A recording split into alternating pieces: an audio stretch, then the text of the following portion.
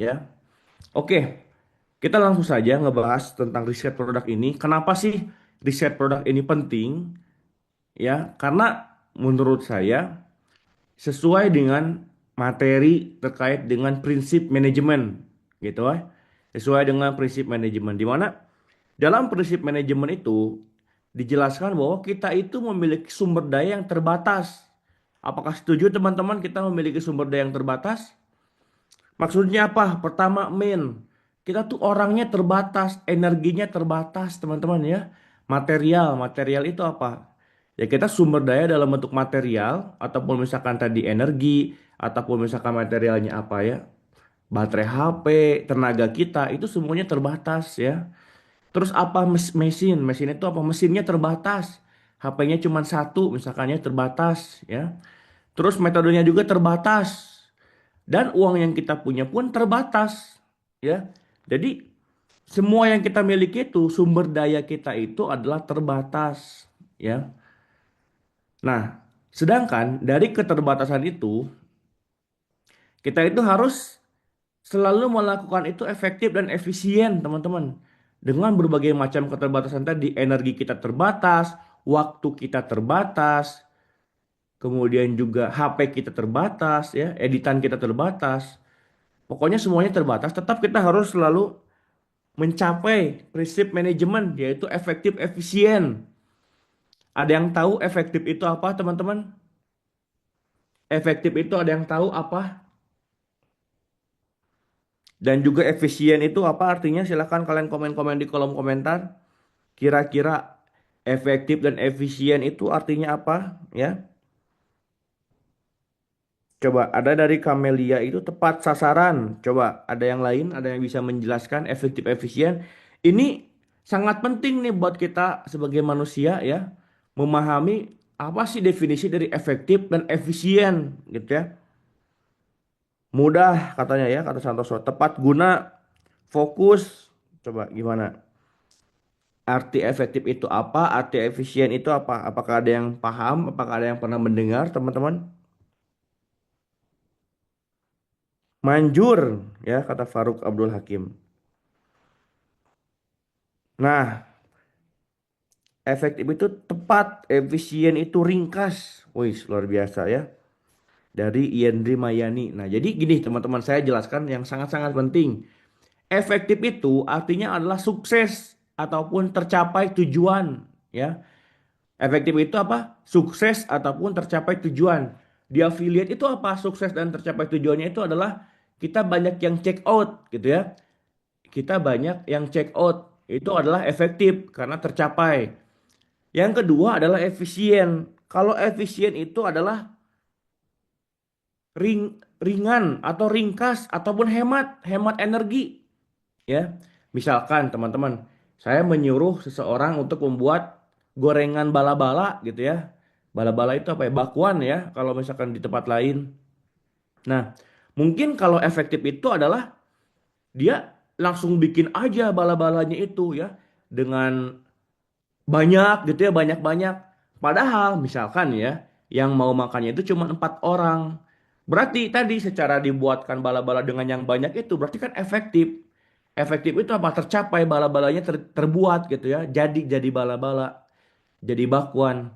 Tapi tidak efisien. Kenapa tidak efisien? Karena tadi dia bikinnya banyak.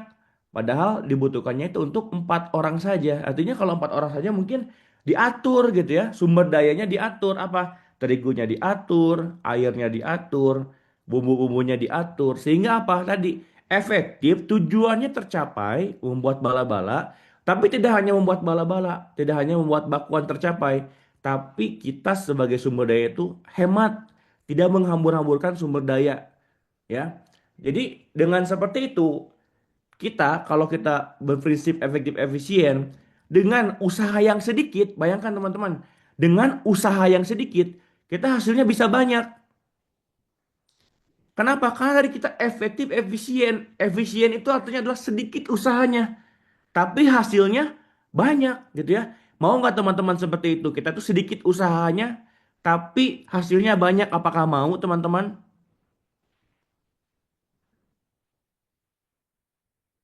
Mau.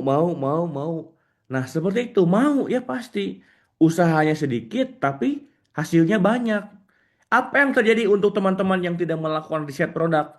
Tadi mungkin dia udah bikin jutaan video, ribuan video, puluhan video, tapi check outnya sedikit-sedikit. Bahkan mungkin check outnya setiap hari cuma satu, satu, satu. Artinya apa? Dia mungkin secara efektif ya kurang efektif karena yang belinya pun sedikit gitu ya. Dan juga secara efisien dia bikin videonya banyak, tapi kenapa hasilnya sedikit? Berarti tadi itu tidak efektif dan tidak efisien. Kenapa itu bisa terjadi tidak efektif dan tidak efisien? Karena tidak melakukan riset produk, teman-teman. Apakah bisa dipahami sampai sini? Apakah bisa dipahami bahwa kita itu harus selalu melakukan riset produk supaya efektif dan efisien. Satu video bisa langsung check outnya banyak, ya. Satu video bayangkan check outnya itu bisa banyak. Nah, artinya tadi tidak semua itu menjadi prioritas. Jadi dari banyaknya pilihan produk yang kita harus kontenkan, kita harus membuat prioritas. Kenapa? Karena tadi energi kita terbatas, waktu kita terbatas, kuota kita terbatas, hanya sedikit gitu ya kuota yang kita miliki misalkan untuk internet. Sehingga dengan semuanya faktor yang sedikit tadi, kita harus selalu membuat prioritas ya. Jadi tugas pemimpin itu apa? Ya ini tugas pemimpin itu adalah membuat prioritas. Dengan apa tadi? Meramu sumber daya yang dia miliki yang ada ya. Supaya apa? Supaya mendapatkan dari sumber daya yang kita miliki yang terbatas ini, waktu terbatas, usaha terbatas, energi terbatas, tapi selalu ingin mendapatkan hasil yang maksimal gitu ya. Makanya tadi haruslah dilakukan riset produk, teman-teman ya.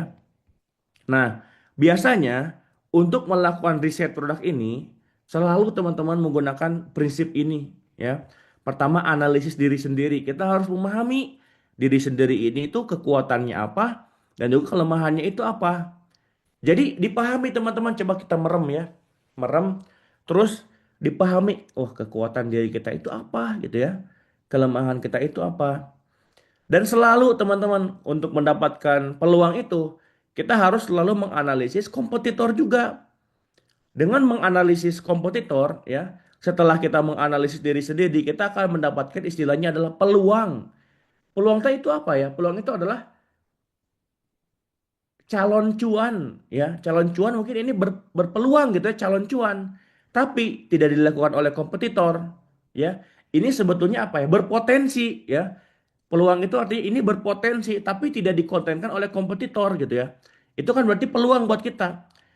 Nah, analisis kompetitor kita juga itu akan membuat juga ancaman threat gitu ya.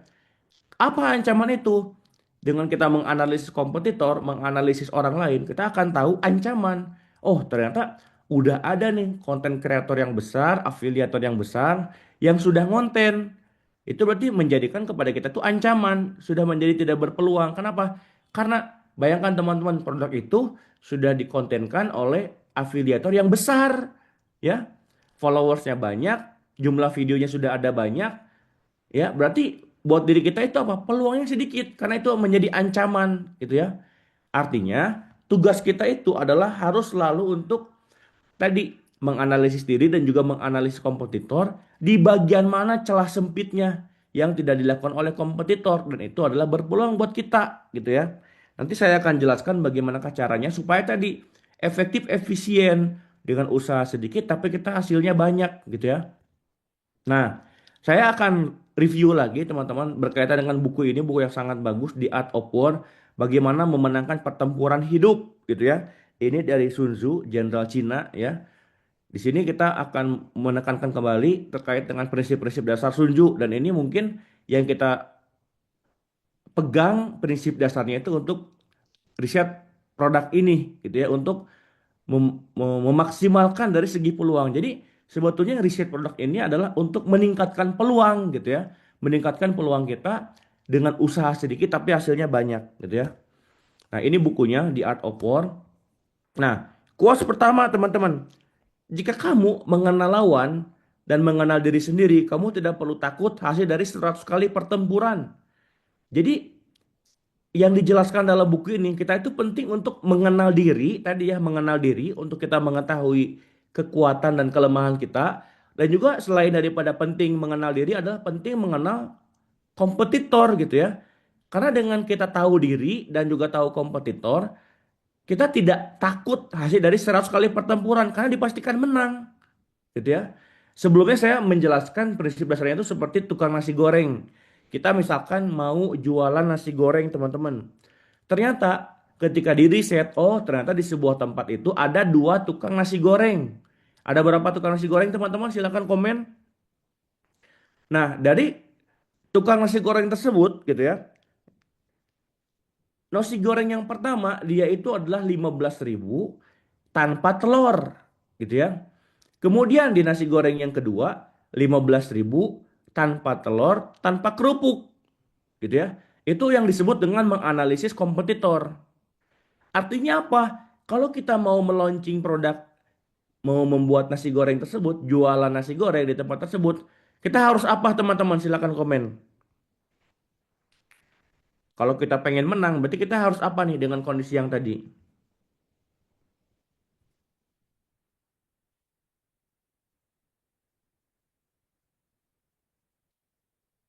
Apakah bisa dipahami? Analisis pasar bukan. Maksudnya strategi yang kita buat harus seperti apa kira-kira? Nah, betul, pinter ya Wawan Gunawan ya. Nasi goreng kita itu harus tambah telur, tambah kerupuk, dan 15.000. Tambah telur, tambah kerupuk, dan 15.000. Artinya apa? Tadi diawali dengan kita itu riset. Oh, ternyata di nasi goreng A itu tanpa telur. Oh, di nasi goreng B itu tanpa telur, tanpa kerupuk, itu 15.000. Sama-sama harganya 15.000. Kita berarti kalau udah tahu kompetitornya seperti itu, alangkah baiknya adalah dengan harga 15.000 kita itu apa? Plus telur, plus juga kerupuk 15.000. Jadi kita itu menang gitu ya. Nah, intinya seperti itu. Kita menganalisis kompetitor sehingga kita itu mendapatkan peluang dan mendapatkan ancaman. Ya, saya ulangi teman-teman dan silakan kalian komen. Tadi saya ketika kita menganalisis kompetitor, kita itu akan mendapatkan dua hal. Apa saja itu teman-teman? Silakan komen ketika kita menganalisis kompetitor, kita akan mendapatkan dua hal. Itu tuh apa? Silakan komen biar paham ya teman-teman. Coba mendapatkan apa? Oke, benar ya. Mendapatkan peluang dan ancaman. Ya. Selalu ketika kita menganalisis kompetitor itu, kita akan selalu mendapatkan dua hal. Mendapatkan peluang dan juga mendapatkan ancaman. Ya. Jadi tadi dengan menganalisis kompetitor, oh ternyata keadaannya seperti ini. Ya, berarti kita harus tadi menghasilkan yang lebih banyak lagi. Terus quote yang kedua, jika kamu mengenal diri sendiri tetapi tidak mengenal lawan, maka di setiap kemenangan yang diraih akan mengalami kekalahan. Maksudnya apa? Misalkan gini teman-teman. Jadi ini tuh menjelaskan bahwa kita itu harus selalu menganalisis kompetitor. Karena kalau kita tidak menganalisis kompetitor, kita itu akan menjadi lengah teman-teman. Lengah itu apa ya? Jadi kita itu mengatakan, wah kita menang nih, kita berada di posisi menang. Tapi tanpa melihat kompetitor. Bisa jadi ketika kita mengatakan kita ada di posisi menang dan kita itu lengah, itu kompetitor itu sedang mengikuti kita gitu ya. Sedang mengikuti kita. Maka di sini kata-katanya, maka di setiap kemenangan yang diraih akan mengalami kekalahan. Artinya apa? Kita tidak boleh lengah ternyata ya. Tidak boleh lengah. Termasuk nanti berkaitan dengan affiliate ini juga dipakai teman-teman. Kita tidak boleh lengah, kita harus selalu menganalisis kompetitornya. Bagaimanakah persaingan dalam setiap produknya gitu ya. Yang ketiga, jika kamu tidak mengenal diri sendiri dan tidak mengenal lawan, kamu akan menyerah dalam setiap pertempuran. Bayangkan teman-teman, kita tidak tahu diri dan tidak tahu lawan. Kita akan menyerah. Iya gitu ya. Kenapa menyerah? Karena kan kalau tahu aja, misalkan bayangkan kita tahu lawan gitu ya. Kalau kita tahu lawan bisa jadi, oh ternyata bisa jadi ada peluang gitu ya kalau menganalisis lawan.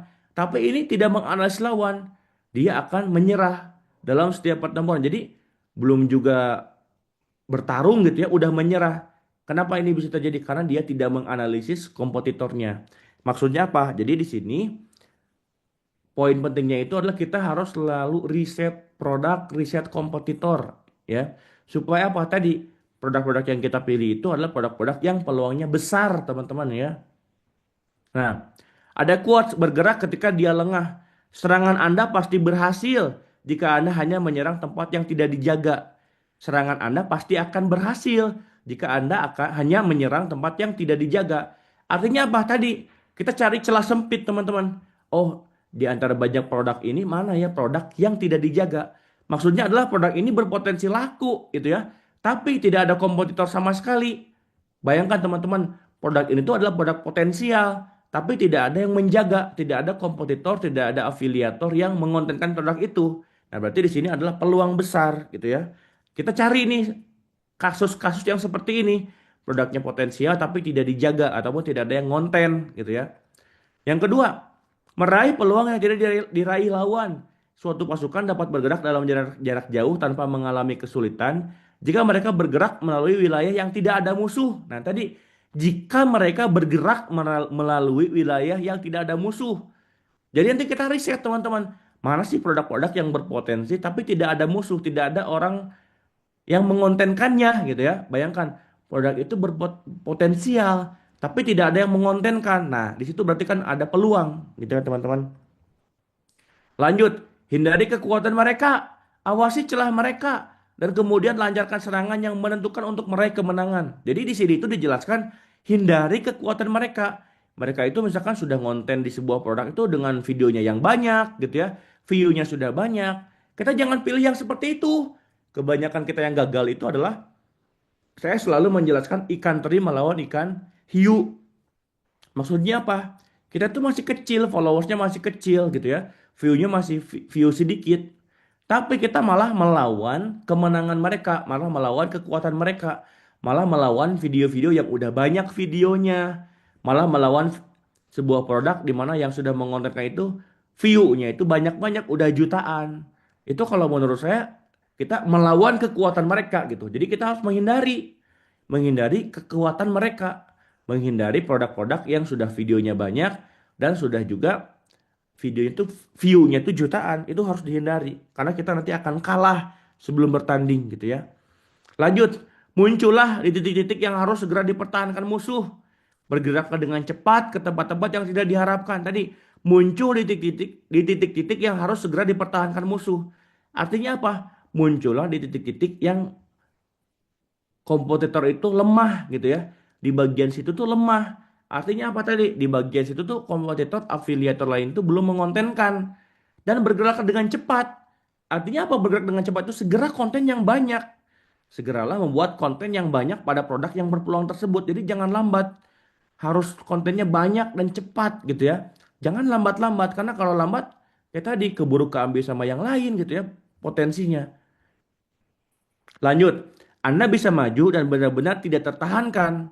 Wah, luar biasa nih. Anda bisa maju dan benar-benar tidak tertahankan jika Anda memanfaatkan titik lemah lawan. Jadi, jika kita memanfaatkan titik lemah lawan tadi, oh ternyata di sini tuh sebetulnya berpotensi, tapi ternyata kenapa belum ada afiliator lain yang mengontenkan? Nah, berarti di situ adalah apa? Kekuatan kita, peluang buat kita. Anda bisa mundur dan aman dari kejaran jika gerakan Anda lebih cepat daripada gerakan lawan. Artinya tadi, cari celah sempit, carilah peluang. Di mana di peluang itu adalah tadi produknya berpotensi tapi tidak ada yang mengontenkan. Lagi, serang dia di saat dia tidak siap. Muncullah di saat yang tidak diharapkan. Jadi, kompetitor itu, afiliator yang lain itu tidak mengontenkan itu di bagian mana? Berarti kan dia tidak siap. Belum mengontenkan produk itu. Muncullah di saat yang tidak diharapkan. Nah, carilah kelemahannya. Kemudian kita hajar di situ sampai dengan terus-menerus membuat konten yang banyak, yang bagus. Sehingga kita winning produk tersebut. Ketika satu produk winning, berarti itu akan menjadi aset video kita selamanya. Kita misalkan winning di satu produk. Bayangkan teman-teman, itu videonya bisa jadi jutaan view ketika kita sudah winning. Nah, ketika video kita sudah jutaan view, kapanpun di masa depan, orang itu nge-search berkaitan dengan kata kunci produk kita itu akan menjadi yang pertama, yang di kiri atas gitu ya.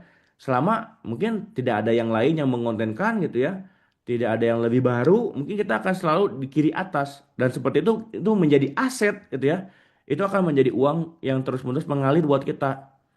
Artinya apa? Ayo terus temukan celah sempitnya.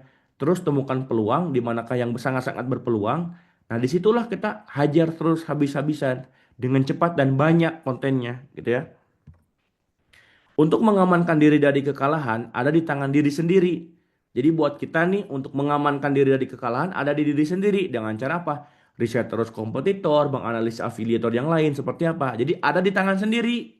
Tapi peluang untuk mengalahkan musuh, peluang untuk mengalahkan kompetitor lain, afiliator yang lain, disediakan oleh musuh itu sendiri. Misalkan dia tidak konten gitu ya. Kontennya itu jelek, itu adalah peluang buat kita.